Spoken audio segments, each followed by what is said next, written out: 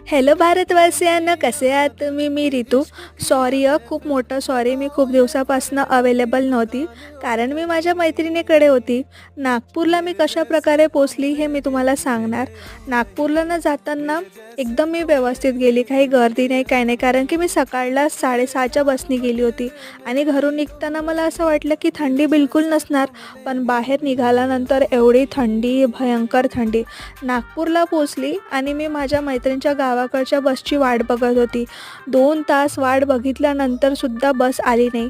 त्यानंतर इकडे-तिकडे बघत होती, तर ही आजी मला आवडली. इतकी सुंदर दिसत होती ना ही आजी, बापरे! ह्या वयात पण एकदम तयारी करून होती. आणि बघा, जी गोष्ट आपण अट्रॅक्ट करतो ना कधी-कधी ती आपल्याला मिळते.